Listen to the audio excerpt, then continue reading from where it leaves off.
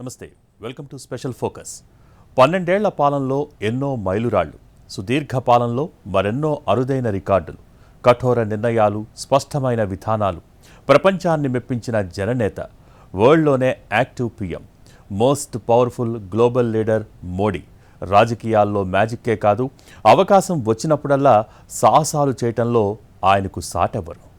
1 కాదు 2 కాదు, ముచ్చటగా 3 టర్మ్లు, 12 ఏళ్లుగా అదే దూకుడు, అదే ఉత్సాహం, డేరింగ్ అండ్ డాషింగ్ డెసిషన్స్లో ఎవర్ గ్రీన్. అంతేకాదు, వరల్డ్లోనే సూపర్ యాక్టివ్ పీఎం, ప్రపంచం మెచ్చిన నేత, జనం మనసుల్ని దోచేసిన జననేత, ది గ్రేట్ మోడీ.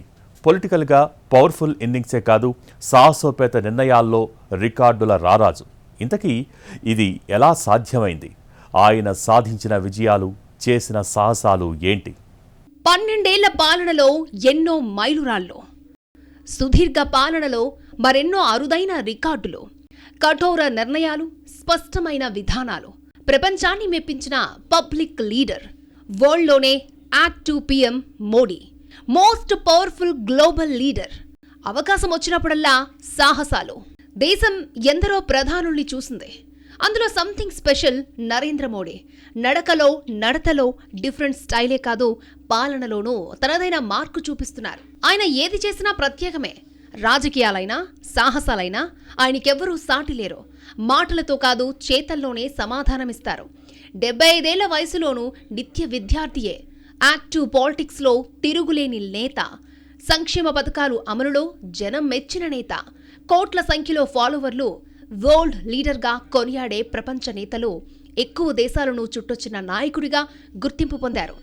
రాజకీయాల్లో దిక్సూచియే కాదు, జనంతో సరదాగా ఉండడంలో కూడా ఆయనకు ఆయనే ప్రత్యేకం. అప్పట్లో స్కై డైవ్ నుంచి ఇప్పుడు గ్యాంగ్టక్లో చిన్నారులతో కలిసి సరదాగా ఫుట్బాల్ ఆడినదాకా ఇంతే. తనదైన శైలిలో ప్రత్యర్థులపై విమర్శనాస్త్రాలు సంధిస్తారు మోడీ. బెంగాల్ ఎన్నికల్లో ఆయన డిఫరెంట్ స్టైల్ క్యాంపెయిన్ దేశ ప్రజల్ని ఎంతో అట్రాక్ట్ చేసింది. ఓ గల్లీ కొట్టులోకి వెళ్లి జల్మురీ తిని ప్రత్యర్థులకు జలక్కిచ్చారు. అంతేకాదు, తృణమూల్ కాంగ్రెస్ లక్ష్యంగా వ్యంగ్య బాణాలు విసిరారాయన. నేను జల్మూరి తిన్నాను కానీ దాని దెబ్బ మాత్రం టీఎంసీకే తగిలింది అంటూ సైటరేశారు.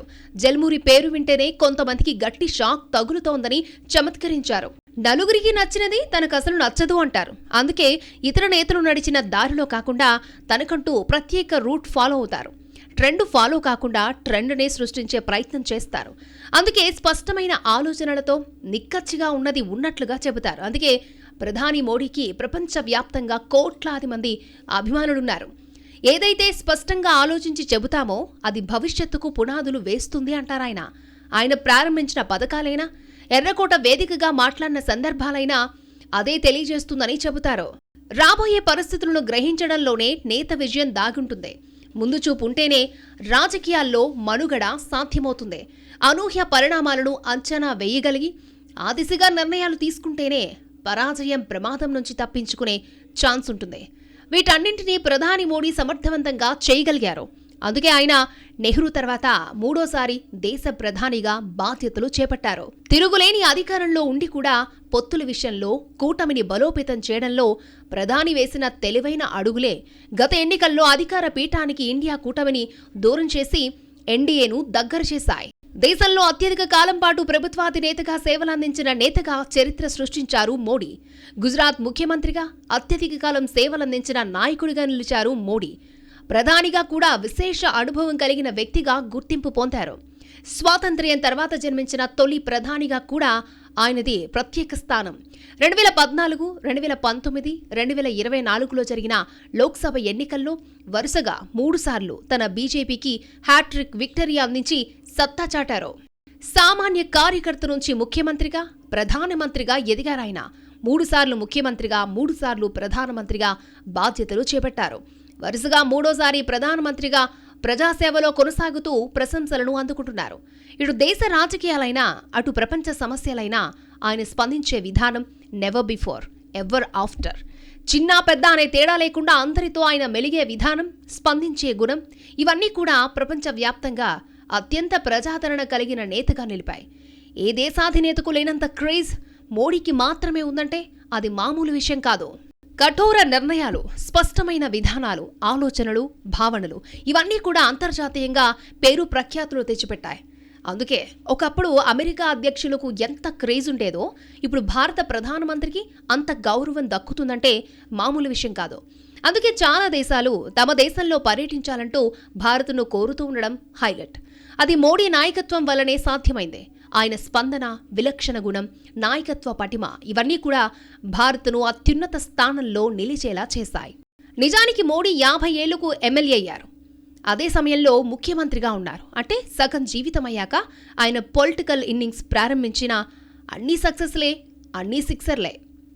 అంటే మోడీ పొలిటికల్ లైఫ్ కానీ ఆ గ్రాఫ్ కానీ ఎవరికి రావు అంటే అది అతిశయోక్తి కాదు. 2001 నుంచి 2014 వరకు గుజరాత్ సీఎం, 2014 నుంచి నాన్ స్టాప్గా ఇండియన్ పీఎం. ఇప్పటిదాకా గ్రేట్ అండ్ మెమరబుల్ జర్నీ. రాష్ట్రానికి, దేశానికి తిరుగులేని టార్చ్ బేరర్. గుజరాత్లో మొదలైన జైత్రయాత్ర ఢిల్లీ దాకా నిరంతరంగా కొనసాగుతోంది. సరిగ్గా 25 ఏళ్లు గడిచిపోయాయి. అప్పుడు ముఖ్యమంత్రిగా, తర్వాత ప్రధానమంత్రిగా అత్యున్నత రాజ్యాంగ పదవుల్ని నిర్వహించిన మోడీ ప్రయాణంలో ప్రతి మలుపు కీలకమే. 2014 మే 16 నుంచి మొత్తం 3 సార్లు ప్రధానిగా ప్రయాణం చేసి కొనసాగుతున్నారు. 3 టర్ములుగా ఆయన ప్రధానిగా ఉంటూ వచ్చినా ఎక్కడా దూకుడైతే తగ్గలేదు. అంతేకాదు ఆయన 2029 దాకా ఈ పదవిలో కొనసాగబోతున్నారు. ఇలా 25 ఏళ్లకు పైగా తన ఉన్నత స్థాయి పదవుల జీవితంలో మోడీ ఎక్కడా అలసిపోలేదు. ఆయన ఏ ఒక్కరోజు సెలవు కూడా పెట్టలేదు. 2022లో తన తల్లి మరణించినప్పుడు కూడా ఆయన విధులలో పాల్గొనడం బట్టి చూస్తే మోడీ పనితీరు అర్థమవుతోంది. ప్రపంచంలోనే మోస్ట్ పవర్ఫుల్ నేత ఎవరు అంటే టక్కున మోడీ అంటూ ఏ సెర్చ్ ఇంజిన్ అయినా సమాధానమిస్తోంది.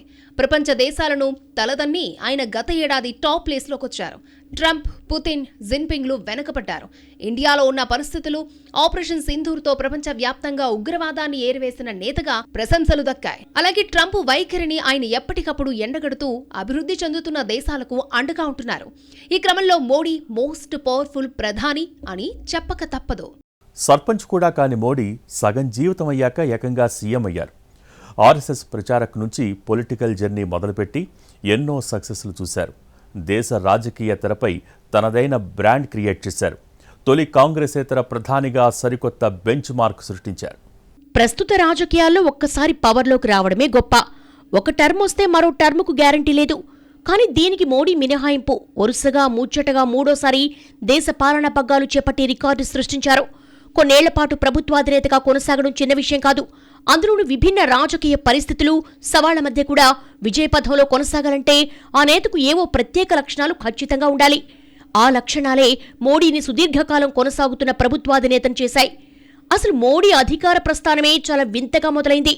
ఆ తర్వాత కూడా ప్రతి మలుపులోనూ ప్రత్యర్థుల్ని ఆశ్చర్యచకితుల్ని చేస్తూ అధికారంలో కొనసాగుతూ వచ్చారాయన.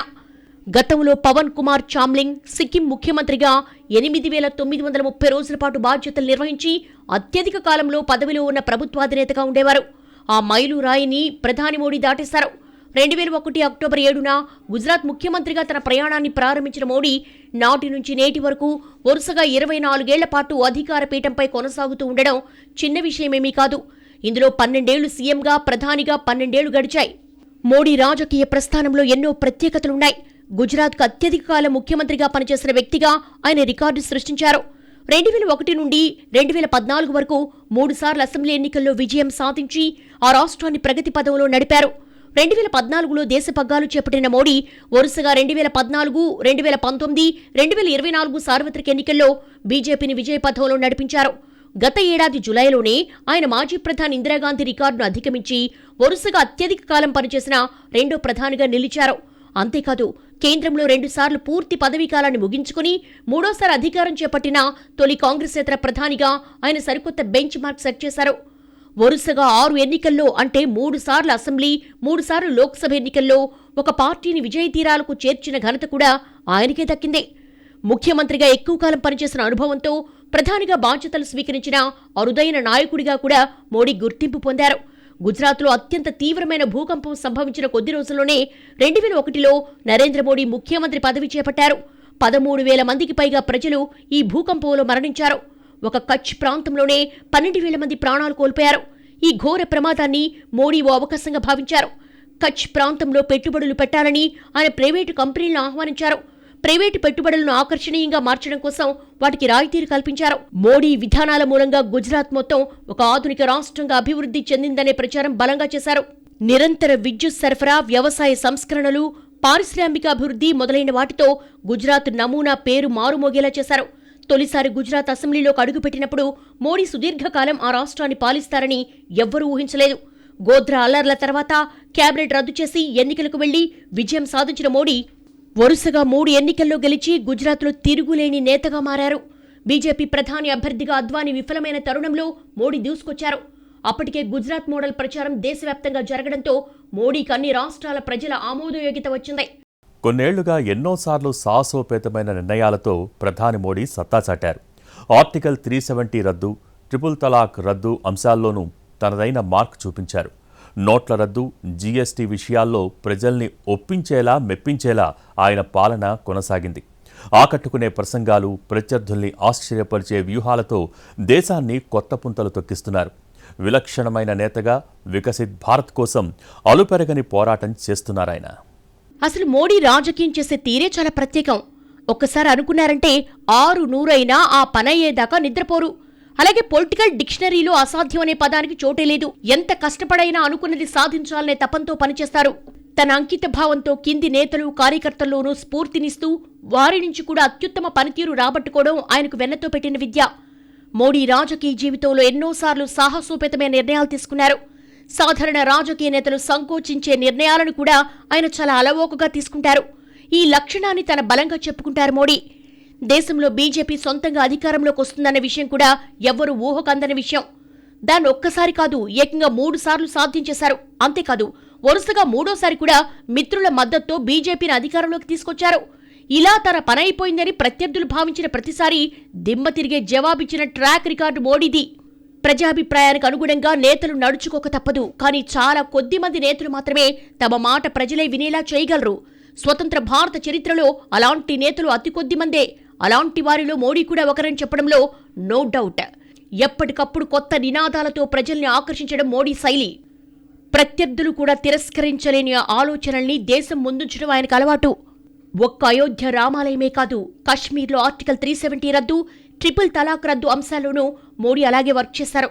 ఆర్టికల్ 370 రద్దయితే ఏం జరుగుతుందోననే భయాలు నెలకొన్న సమయంలో ఏకంగా కాశ్మీర్ను 2గా విభజించినా ఎవ్వరూ నోరెత్తకుండా చేయగలిగారు. అలాగే ట్రిపుల్ తలాక్ విషయంలోనూ ముస్లిం మహిళలందరినీ కూడగట్టి బలమైన వ్యతిరేకత వచ్చినా దాన్ని అధిగమించి చివరకు అనుకున్న పని చేసి చూపించారు. పైగా ఏం చేసినా ఎక్కడా దుష్పరిణామాలు రాకుండా అన్ని రకాల జాగ్రత్తలు తీసుకోవడంతో ఆయనకు ఆయనే సాటి. పాలనాపరంగా కూడా మోడీ ఎన్నో నిర్ణయాలను ధైర్యంగా తీసుకున్నారు. నోట్ల రద్దు, జీఎస్టీ ఇలా ఏ నిర్ణయం తీసుకున్నా దాని పరిణామం ఎలా ఉన్నా చివరకు తనకు అనుకూలంగా మార్చుకోవడం మోడీకే చెల్లిందే. అలాగని తాను అనుకున్నది అవ్వని పరిస్థితులు ఎదురైనప్పుడు మొండిగా ముందుకెళ్లడం ఆయన శైలి కాదు. ఎక్కడ నెగ్గాలో కాదు, ఎక్కడ తగ్గాలో తెలిసిన నేత. తనకు సమయం వచ్చే వరకు ఎదురు చూస్తారు, అదును చూసి ముందడిగేస్తారు.